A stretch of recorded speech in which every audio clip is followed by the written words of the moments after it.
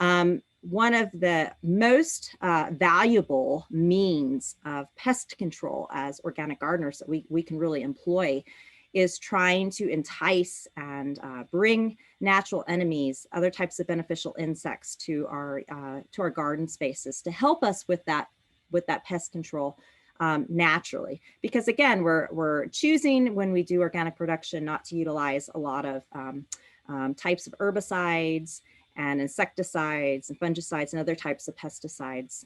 And so we really want to employ things like natural enemies to help us to curb our pest population so that they don't exceed a tolerable threshold, excuse me. We're choosing to reduce or eliminate broad spectrum pesticide use.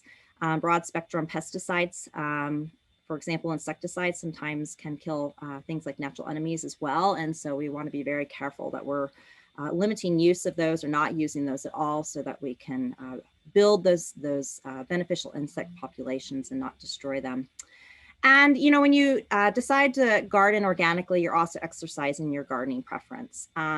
And that's great, that's fine. It's a way of gardening that we choose as gardeners. And so that's one of the main reasons I think why we choose to garden organically. Okay, so I want to give you just my top 10 organic growing considerations for Utah. And some of these we're going to be able to breeze through because again, they were brought up in previous presentations, but I'm hoping to give you some other considerations here as well. First one is location, location, location. You can't get away from having a garden in a good location. And so these are some of the things that we have to consider when we're looking at an appropriate site to have a garden. Does it have adequate sun exposure? This is really important. If you have a site that's not getting enough sunlight for your garden plants are not going to thrive. It doesn't matter whether you're trying to raise those organically or not organically. You have to have sufficient sun exposure for those plants to be successful. Melanie talked a lot about soil and some of the considerations there, so I'll probably move on from that. Is your garden on a slope? What kind of water are you using? What's the frequency and duration that the water is being put down? How is it moving throughout the garden space? We have to control weeds, and so what is the plan? And we'll talk actually quite a bit about weeds at the end. Do the plants have good air circulation around them? Are they given enough space from one another? Are the garden plants themselves competition? We have to make sure that we give garden plants adequate room so that so they're not competing with each other. And what is your access to the garden? So those are some of the considerations with location. In reference specifically to sunlight, fruiting vegetables, so things like tomatoes and peppers and eggplants are going to require 6 to 8 hours of direct sunlight daily. That's not filtered sun, that's direct sun. I realize basil is not a fruiting vegetable, but that's one of those herbs that actually likes quite a bit of sun exposure. So I went ahead and threw it on the list under fruiting vegetables. Foliage vegetables tolerate less than 6 hours of direct sunlight daily, but they're really going to perform best with ideal sun exposure. So if they can get that 6 to 8, that's better. But if you have some spots in your garden that you might not be getting quite that 6 to 8, then consider putting foliage vegetables in those areas because you will get some production out of them. Fruit trees need a lot of sun. They need 8 to 12 hours of direct sun daily. Melanie talked a lot about soil testing, and so this is one of those I get to breeze through. Just a few considerations here though. Sometimes in the spring months, and actually we're seeing this in garden soils right now, we have quite a bit of moisture, sometimes waterlogged soils that are occurring. And this is not really the appropriate time to come along and to try to be doing a lot of tilling of those soils, especially if you have quite a bit of clay in your soils. When you till clay-dominated soils, and again, soil testing will help you know whether or not what level of clay you do have in your soils. But if you till clay-dominated soils when they're wet, you can produce these impenetrable clods that are very, very difficult to deal and work with. And so what some gardeners decide to do, if they do have quite a bit of clay in their soil and they want to incorporate organic matter, you do have the option of thinking about putting that down in the fall and incorporating it then when we tend to have drier soil conditions. I know you're kind of looking at me and going, well, thanks for telling me in the spring and not last fall. But for year-to-year garden care, that's one consideration that you may want to make.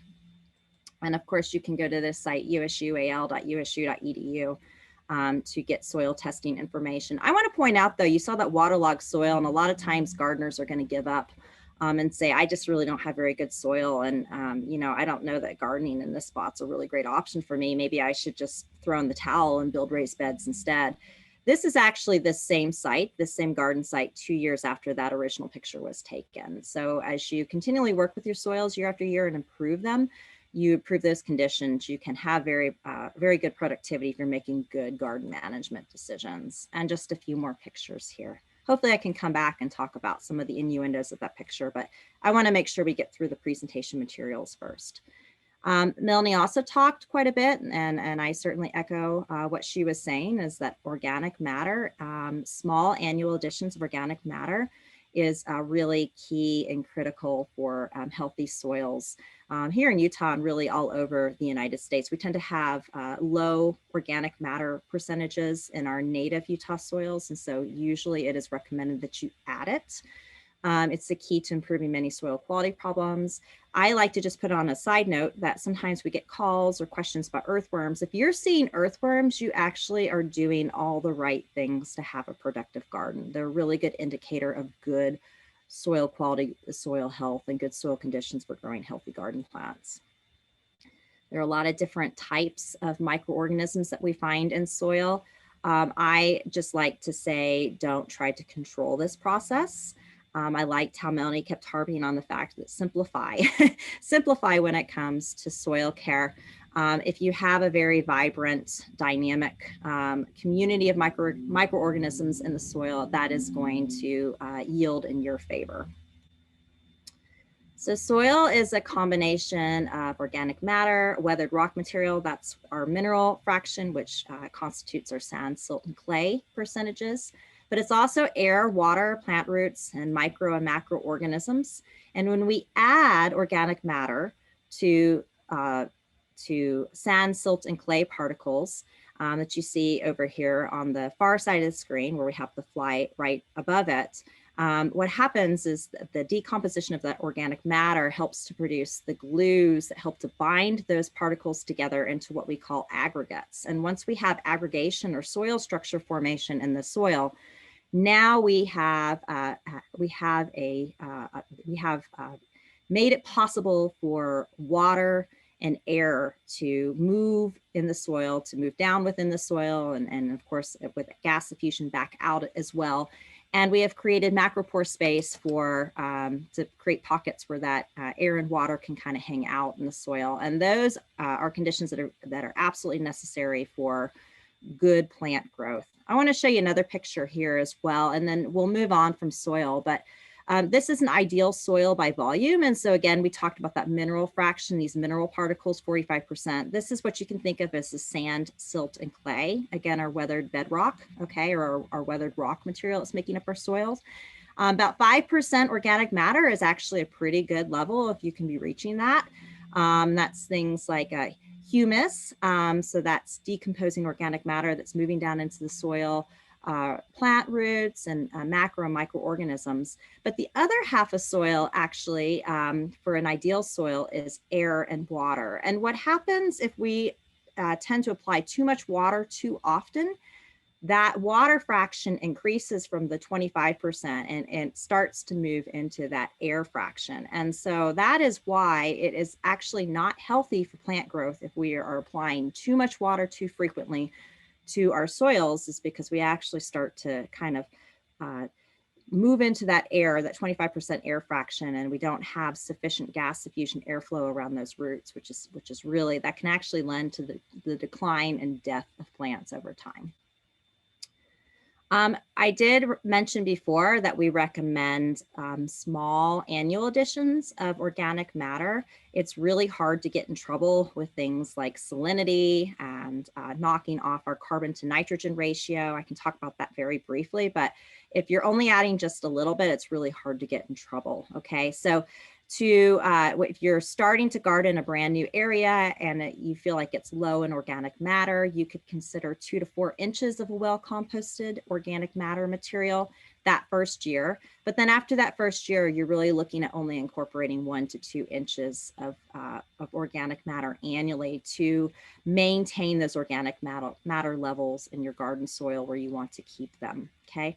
C to N ratio is in reference to carbon to nitrogen. Sometimes if you add materials that have a lot of carbon in them and not a lot of nitrogen, then we can get issues with nitrogen deficiency of garden plants. And so again, if you're not adding too much well-composted organic matter in a single year, you're going to have a hard time running into problems with those sorts of things. But we do get quite a few calls from gardeners who are adding lots and lots of compost material or soil amendment in a single year.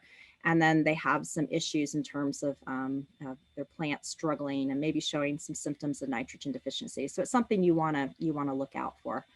We talked a little bit earlier about incorporating in the fall. That's an option. You can also incorporate into the spring. There are pros and cons to either way, but something to consider, especially if you have a lot of clay in your soil. You only want to incorporate that or till that in if the soil conditions are dry, which we find more dry soil conditions in the fall time than we do in the spring typically. Try to purchase a high quality organic matter or compost, or perhaps you're producing your own as a backyard compost pile, and that's fine as well. You do not want to introduce a lot of new weed seeds into your garden soil. And then Melanie talked a lot about salts as well. And so that's a special consideration, certainly with specific types of animal manures. And as she mentioned, chicken manure, for example, raw chicken manure has a lot of salt in it. So those are some considerations as well. I'm not going to go into this too much. I certainly don't want to steal Rhonda's thunder, and she's going to talk about composting as well. And I greatly encourage you to view her presentation as well. We do have a nice fact sheet called Backyard Composting in Utah, so you can do a search for that in USU, and you'll be able to find that. But compost does provide a lot of really wonderful benefits to garden soils. And so if you don't have a compost pile started and you're interested, I highly encourage you to do that because it's a really valuable source of organic matter that you can add to your garden soil over time. Soil texture. So this is your percent sand, silt, and clay relative to one another. Has a lot of implications about how to appropriately maintain plants in the garden area. For example, how often should you water or irrigate and fertilize? In general, coarser textured soils, sandy soils, gravelly soils, some of you that live on the foothills, those types of areas are going to need to be watered more frequently, but not quite as long, because water does not tend to hang out and doesn't tend to be retained in those coarse textured soils as long. Your friend in those types of scenarios is organic matter. Organic matter is going to help with that process in terms of retaining moisture in those sandy or gravelly soils. Clay is the opposite. Clay, water tends to move into clay very slowly, but then also those soils take a long time to dry out. And so with those types of soils, we typically recommend reducing the irrigation frequency, doing a nice deep water, putting the water down very slowly over a very long period of time, and then allowing a few days in between those irrigation events to allow that soil to dry out. Remember, you want that 25% air, 25% water. You're not going to get those kind of conditions if you're growing in a clay-dominated soil if you're watering every day. All of your pore space, your macro pore space in your soil is going to get taken up by water, and you're not going to have that sufficient air for gas diffusion around those plant roots. With sandy or coarse textured soils, you need to fertilize a little bit more frequently. And then it's the opposite for clay-dominated soils. Then there are also implications in texture with things like plant support. Clay soils, of course, have more of a tendency to compact. And so those are some things to consider as well. And I don't want to spend a lot of time on this because I know that Melanie talked about soils in the last talk. And so I'll probably move on pretty quickly from this. I do want to allow for some questions at the end, but just realize that soil texture has different effects on properties like how much water is available in the soil. We just talked about that. Also, how much air is available in the soil, how the soil drains, and then also the tendency of that soil to compact. That middle term there, loam, Loam is just a combination of sand, silt, and clay. And if you have a loam soil, then it's an ideal combination of sand, silt, and clay for growing purposes is what that term means. Okay, so talking about compaction, it's really important that you do plan out your garden. You have some sort of a plan that you follow year after year. You never, ever want to step on your garden soil. And you don't really want to run things over your garden soil either, like wheelbarrows. If you don't need to necessarily till, you may not want to till. That can lend to compaction over time. And so maybe you have a row or a pathway or something in your garden. Maybe you just have placement of stepping stones, but that's the only place that you're stepping on when you're in your garden, so that you don't compact your soil. Sometimes there is some compaction that comes from the impact of water hitting the soil surface, so it is good to keep the soil covered whenever possible. And of course, bare uncovered soil is also prone to erosion. In talking about irrigation, how often to irrigate your soil, there are many considerations there as well. We talked a little bit about soil texture, but also plant growth stage. So if you have seeds planted and those seedlings are just starting to germinate, then obviously you need to water a lot more frequently, because you can't let that tiny little delicate root dry out, or your plant is going to desiccate, it's going to die. But of course, as that plant grows and develops a more substantial root system, think of like a tomato plant, then you don't need to be watering as frequently. You need to totally saturate that soil around the root system of that plant that you're growing, but then you need to let it dry out again a little bit. Of course, there's drip versus sprinkler irrigation. Both will work in a garden setting. One nice thing about drip irrigation, we'll talk about this in just a minute, but it can be a really effective tool for weed control as well. So if you're only watering where you're trying to grow plants, it's not that you're not going to get weeds outside of that planting bed, but the germination of those weed seeds is probably going to be really reduced, because those seeds don't have the moisture that they need to germinate. So it's a good reason not to, like, for example, flood out your garden, because you don't want a lot of water in your pathways, because that can help you with weed control. And then culinary versus secondary irrigation water. If you are using culinary or city water, that is considered to be a clean water source. It's going to be low in soluble salts. Depending on where your secondary irrigation water may be coming from, it may be higher in salinity, it may carry some weed seeds, and so there are some considerations there as well. And then, sometimes just keeping that soil covered with a mulch or something like that is another way to help to reduce weed germination, keep the soil covered. I fortunately don't really need to talk about cover crops, because Melanie and Jake both really hit those quite heavily earlier in the talk. So I just want you to realize there are a lot of really wonderful advantages to them. And one that I don't have listed, that actually Sheridan talked about this morning in her talk, is that cover crops can be part of your crop rotation cycle as well. So you should be rotating family members out of a single planting bed or planting space in your garden annually, so that you help to thwart some insect and disease pressures. Oftentimes plants that are in the same family are susceptible to similar disease and insect attacks. And so cover crops can be part of that crop rotation cycle that can really help diversify the garden and help you go to your benefit, so that you can get good crop rotation cycles happening, even in small garden spaces. And I'm not going to talk about that, because Sheridan talked about that quite extensively earlier. So I highly encourage you to view her talk if you missed it. This is hairy vetch, which is a legume. So it also fixes nitrogen. This is buckwheat. Hairy vetch is a fall cover crop. Buckwheat is a summer cover crop. And you can really see this buckwheat, not only is it a good pollinator plant, it's really keeping that soil covered. And so that's really effective weed control there. That's going to be very difficult for a weed seed to germinate with all that shedding from that foliage of the buckwheat plant. So, and really quite beautiful as well. Okay, and fertilization. And again, Melanie really talked quite a bit about fertilization, so that's great. I highly recommend that you visit that site, www.omri.org, for organic fertilizers that are acceptable under the National Organic Program. But I just want to make a point in saying that garden plants need different amounts and frequencies of fertilizers. And so you can go to garden.usu.edu. we have fruit and nut and vegetable and herb fact sheets there. And I like to say they're almost like recipes for growing garden plants, that they will tell you how to prepare the soil, how often to fertilize, how much you should be using, common pests and disease problems with different types of crops. And so it's really going to help you walk through how to grow different types of plants in the garden. There are differences, so it's important to really understand some of those differences to be successful. What does an organic fertilizer mean? It means that it's obtained from some sort of a natural source. So of course, manure is a natural source, right? There are other products out there.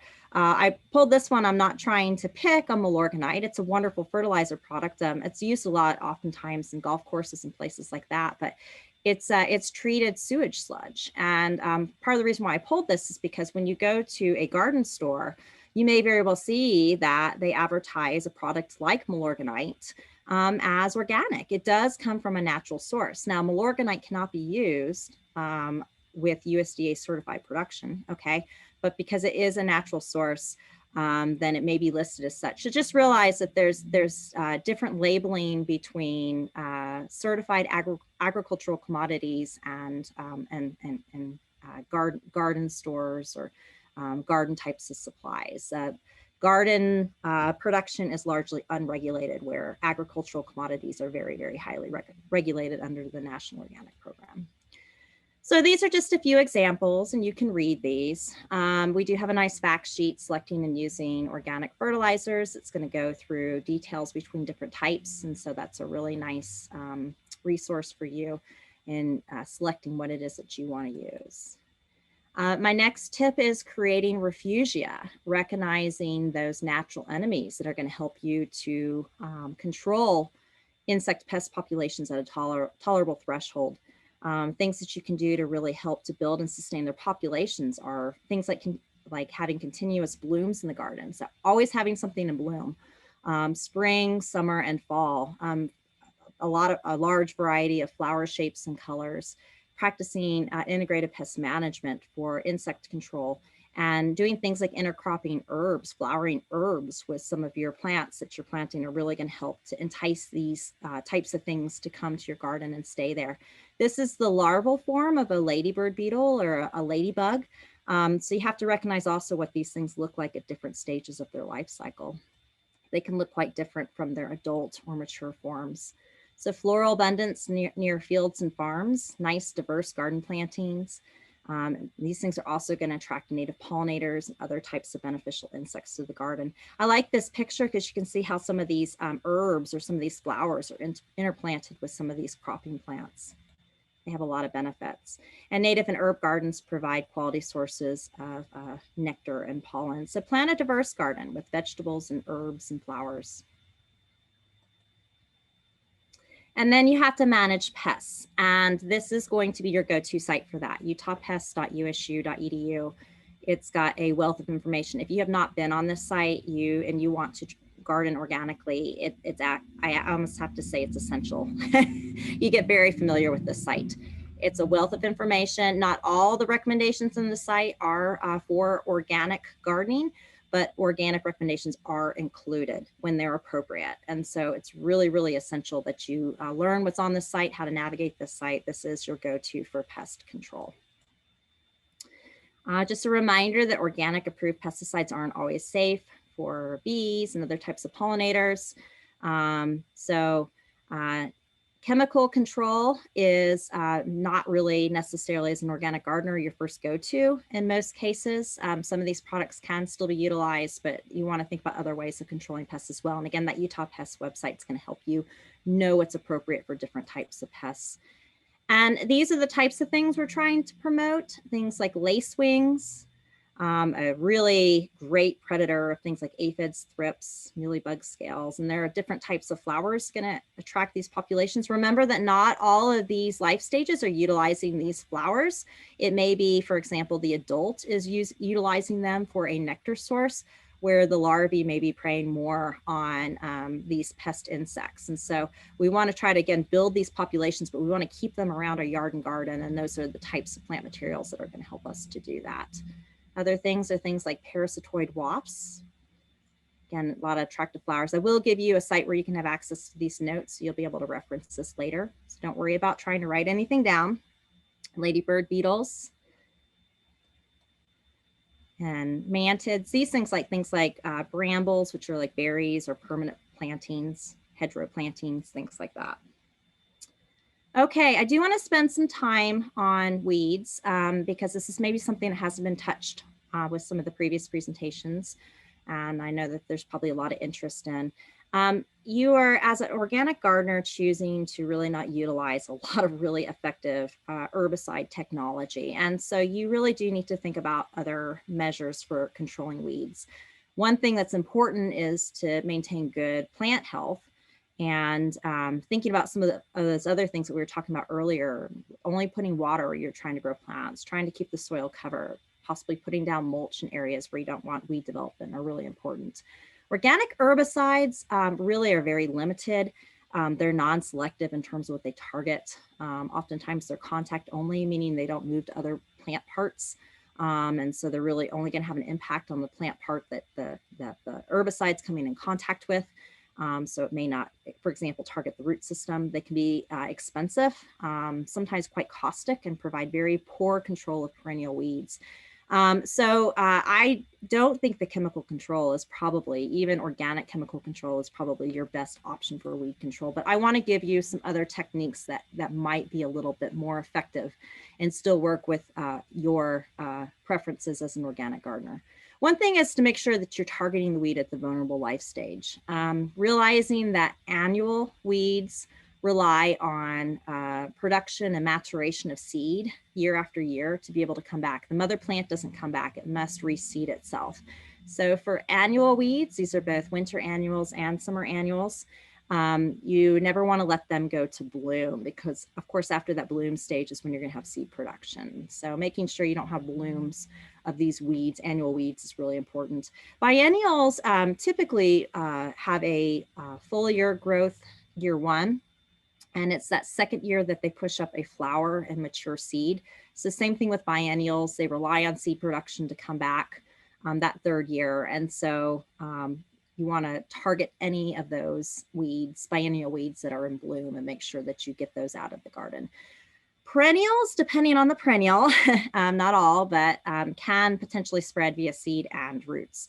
So when we're targeting perennial weeds, we want to make sure that we're trying to get the underground growing structures out as well, because they can be spreading for some types of perennial weeds, they can be spreading that way as well. So we're concerned about the root system as well. A perennial is a plant that lives for 3 or more years, so it's coming back year after year.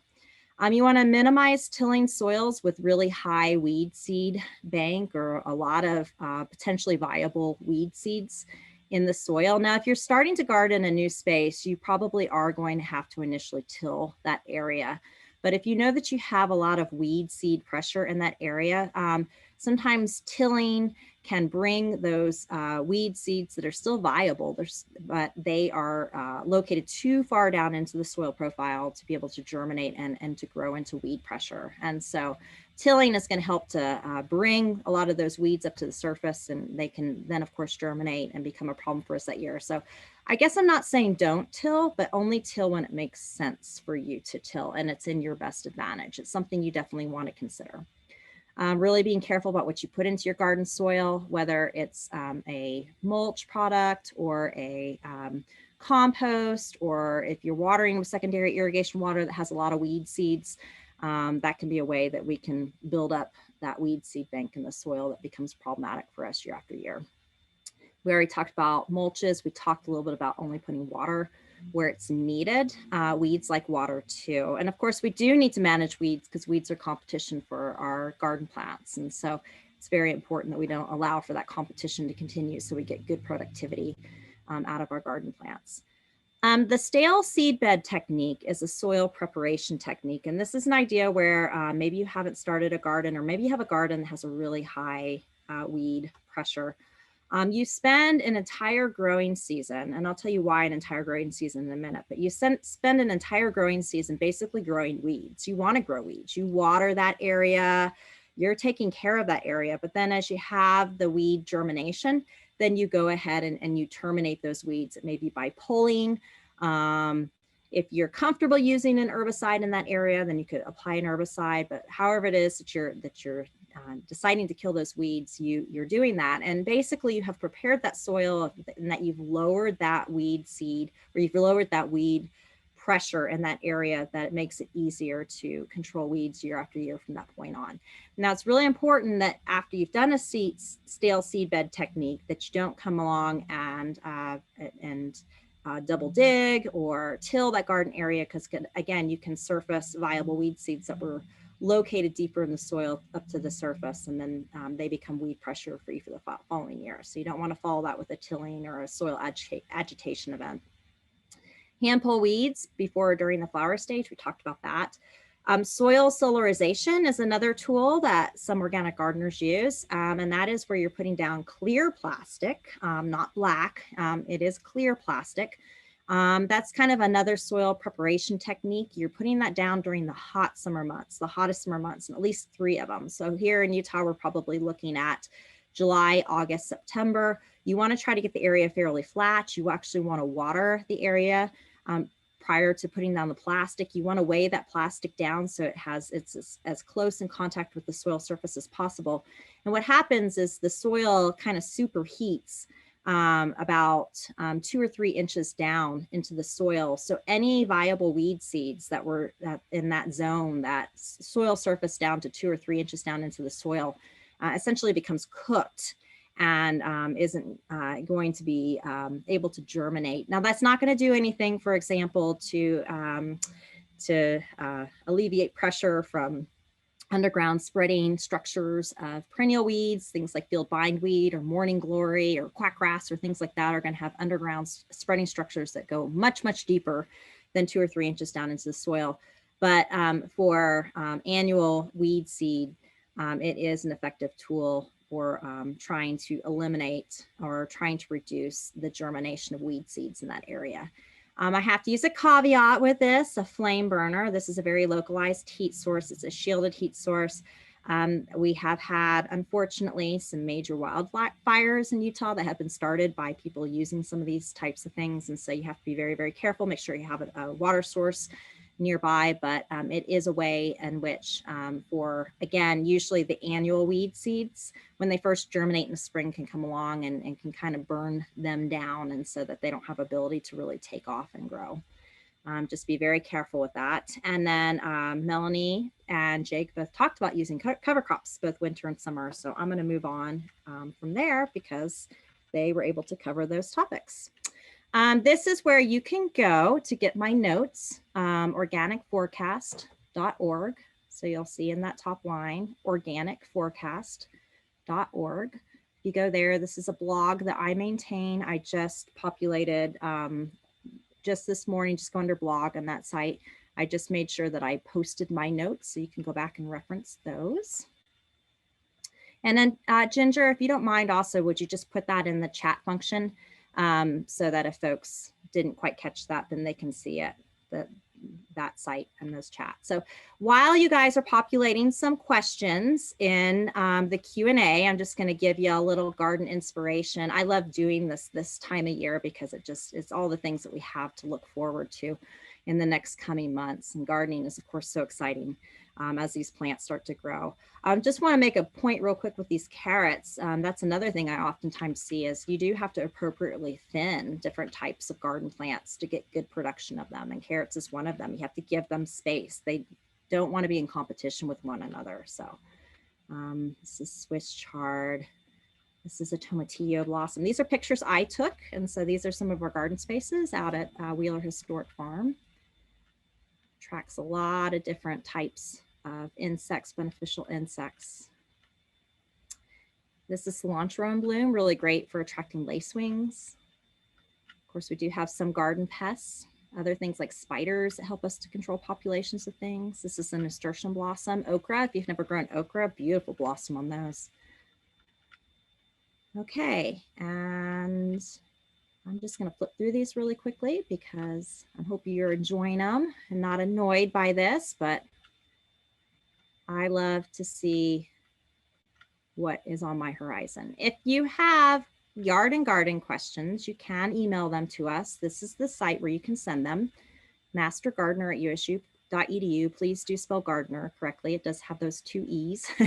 We get that sometimes, a misspelling, and it won't get to us, but we do respond within 3 to 5 business days to gardening questions that we receive at that email. And we like to see really high quality pictures too. If any garden problems you have, that helps us to help you.